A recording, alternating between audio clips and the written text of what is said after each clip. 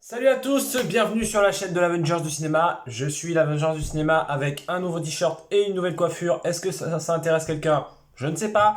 On se retrouve aujourd'hui pour parler d'un petit film qui est sorti il y a fort longtemps, mais que j'ai revu cette semaine et dont j'avais très envie de vous parler. Alors, de quoi va-t-on parler? Nous allons parler donc de Armageddon, réalisé par Michael Bay et sorti dans les années 90. Alors, pour faire le scénario, pour parler du scénario, c'est un scénario qui est assez simpliste finalement, mais c'est là tout le délire finalement du film. C'est-à-dire que il y a une météorite énorme, gigantesque, encore plus grande que la météorite qui a tué les dinosaures, qui fonce vers la Terre. Et donc la NASA, bien entendu, l'Amérique, parce que les Chinois et les Français, visiblement, ça n'existe pas. Bref, autre sujet. Décide de, bien entendu, détruire cet astéroïde, enfin plutôt de mettre une bombe à l'intérieur de l'astéroïde afin de le séparer en deux et les morceaux vont dévier et ainsi sauver la planète Terre. Sauf que, bien entendu, pour mettre une bombe sur un astéroïde, il faut creuser à l'intérieur. Et qu'est-ce qu'on va faire pour mettre cette bombe à l'intérieur? On va chercher une équipe de foreurs de pétrole, dont le fameux Bruce Willis, le sauveur de l'humanité, dans à peu près 100% de ses films. Alors, au premier abord, c'est un film simpliste, c'est un film beauf, c'est un film nul, c'est un nanar. Oui et non, on va en parler. Concrètement, on va parler de trois mots vitesse sur Michael Bay.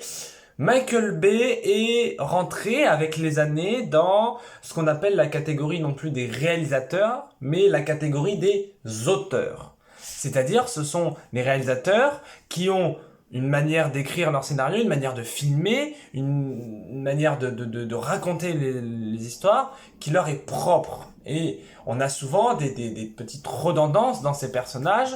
Euh, et parfois à raison, Michael Bay a été aussi considéré comme un réalisateur sexiste qui objectivise la femme dans ses films, ce qui est objectivement vrai, parce que dans des films comme dans Bad Boys 2, dans Transformers, dans No Pain No Gain, où on a des scènes avec des gros plans sur des postérieurs féminins, n'est-ce pas? Bon, après il se fait plaisir, hein.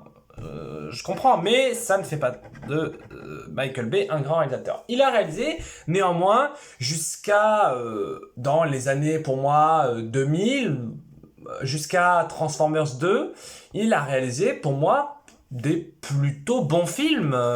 Je veux dire, Bad Boys 1 et 2, ce sont des vrais délires. C'est des films à regarder en mangeant du popcorn avec les copains en se marrant parce que c'est drôle. Alors, j'ai pas vu The Iceland, mais Transformers 1 et 2, même s'il y a plein de choses qui sont problématiques, je trouve que c'est des films d'action assez sympathiques. Il a fait également The Rock avec Nicolas Cage et Sean Connery, que je trouve est un très bon film et peut-être même son meilleur. Mais en ayant revu Armageddon, je trouve qu'Armageddon est peut-être ce qu'il a fait de plus sobre dans l'écriture de ses personnages et de mieux joué, en tout cas par ses acteurs. Parce qu'il y a, outre Bruce Willis, il y a pléthore d'acteurs, n'est-ce pas? Il y a Billy Bob Thornton qui joue dans La Ligne Verte, il y a Ben Affleck à l'époque où il savait encore jouer, il y a Liv Tyler, il y a Steve Buscemi, il y a Owen Wilson. Donc non, il y a quand même beaucoup d'acteurs assez intéressants. Et en fait, le postulat du film fait la force. C'est-à-dire qu'en fait, le film, à certains moments, tente d'être un peu épique, tente d'être un peu dramatique avec le père, parce que Bruce Willis donc, est le père de Liv Tyler dans ce film, c'est très important. Et il quitte la Terre finalement, on ne sait pas si l'équipage va revenir, mais en même temps ils doivent sauver la Terre, donc il y a un truc un peu dramatique, un peu de oh ils vont y arriver, ou on va tous crever, on ne sait pas.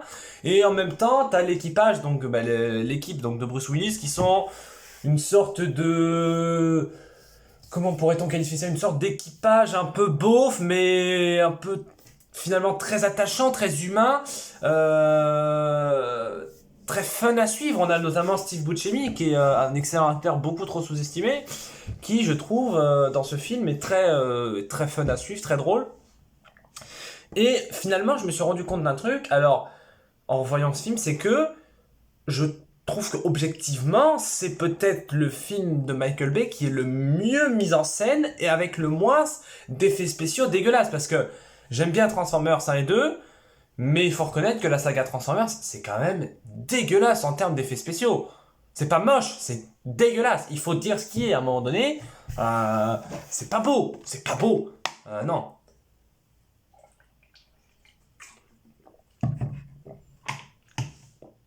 Fallait s'abonner pendant que je buvais de l'eau. Hein. Ouais. Donc voilà, finalement, je pense notamment à tout le début, en fait, toute la première partie du film. En fait, le film est grosso modo dit, scindé en deux grosses parties et en plusieurs sous-parties. Il y a première partie, il découvre qu'il y a un astéroïde qui se dirige vers la Terre, il calcule dans combien de temps il sera sur Terre, nanani, nanana, et deuxième partie, les astronautes et l'équipage de Bruce Willis ont été entre guillemets formés et ils vont sur l'astéroïde. Et puis entre nous, se poser sur un astéroïde, c'est un peu infaisable. Le film fait quand même fi de certaines lois de la physique, mais bon, à la rigueur, pourquoi pas, parce que le film est fun.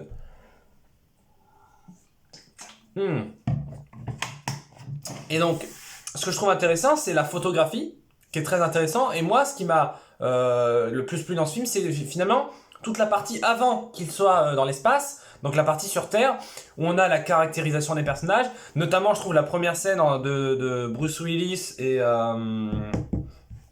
Ben Affleck très très drôle, notamment la première scène de Bruce Willis, c'est-à-dire que Bruce Willis travaille donc sur une plateforme pétrolière en train de forer du pétrole, n'est-ce pas? L'écologie est décédée. Et donc il est en train de tirer finalement des balles de golf sur des écologies de Greenpeace. Chacun fait ce qu'il veut, chacun a ses hobbies du matin, pas de souci. Et du coup, suite à machin, il va voir donc son poulain en quelque sorte, à savoir une jeune tête brûlée très caricaturale qu'on a vu 1 million de fois dans le cinéma, qui est interprétée par Ben Affleck, donc le personnage de A.G. Je ne sais pas comment ça se prononce, bref.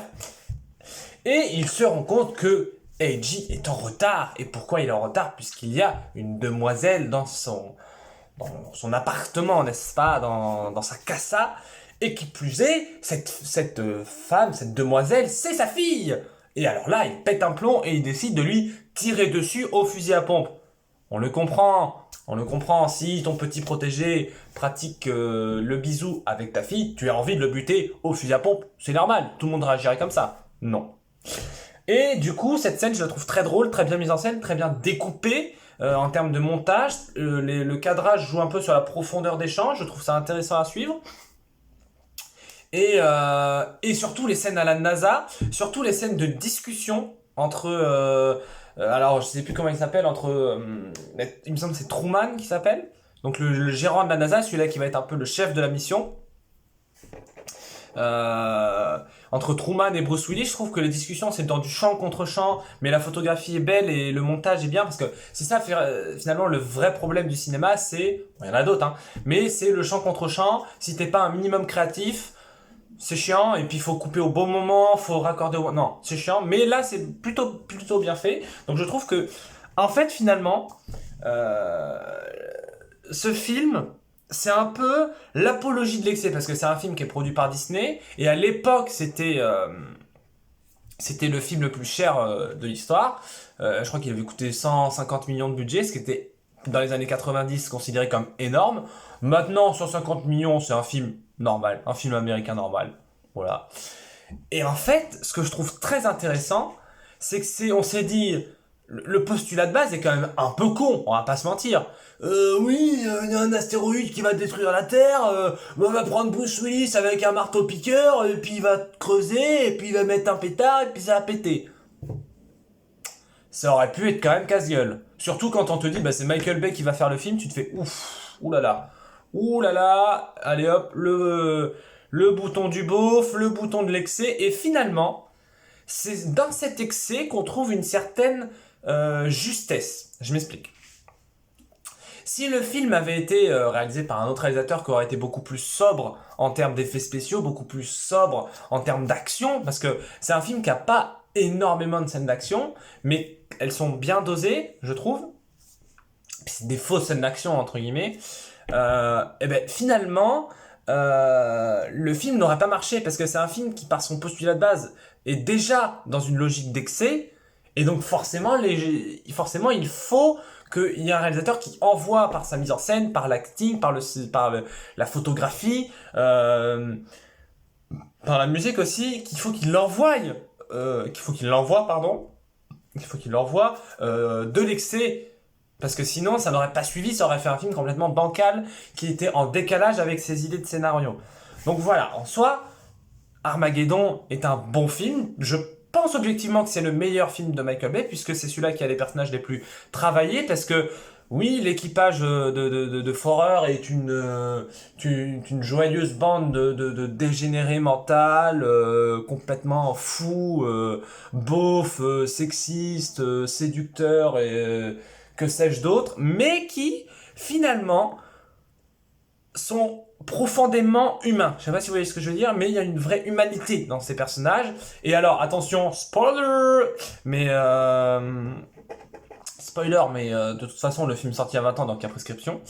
À un moment donné, alors je vous dis pas pourquoi, la commande pour activer à distance les charges nucléaires ne fonctionne plus. Ainsi, Bruce Willis se sacrifie donc pour placer la tête nucléaire dans la météorite et ainsi sauver la Terre. Donc il se sacrifie, il meurt tout bonnement, tristesse absolue, et il lui dit, il a eu un dialogue de fin avec Ben Affleck que je trouve très touchant, où on a finalement cette armure de dureté, de cynisme qui se fragilise. Finalement pour laisser entrevoir une certaine tendresse, une certaine presque une paternité finalement vis-à-vis du personnage de Ben Affleck. Et il y a aussi une scène que j'ai trouvée assez intéressante, c'est donc au moment où il dit à ses amis, donc à son groupe de foreurs, il leur dit la mission, il leur dit bah voilà, nous on est les seuls qui puissent faire ça parce qu'on est des experts en forage, faut qu'on sauve la planète. Donc là, tout le monde, ils disent ok, on le fait.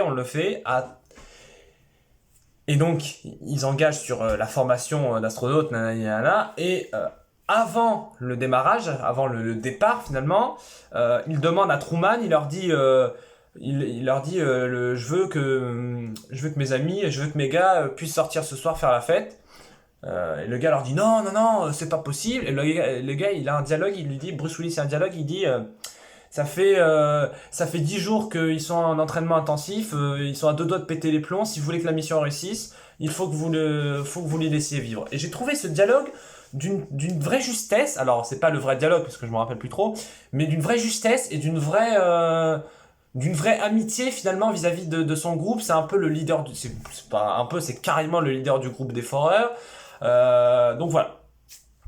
Armageddon, Michael Bay, c'est un très bon film. La conclusion c'est ça, c'est que c'est un très bon film. Au début c'est assez drôle, à la fin c'est assez touchant. Il y a des dialogues qui sont assez bien écrits, assez justes. Le scénario est un peu excessif, mais ça colle au style de Michael Bay. Donc voilà, regardez-le et regardez-le encore et encore. Ça ne vaut pas Avengers. Est-ce que ça a un rapport? Aucun rapport. Mais Avengers c'est la vie. Regardez Avengers. Allez, c'était Avengers du cinéma. On se dit à bientôt.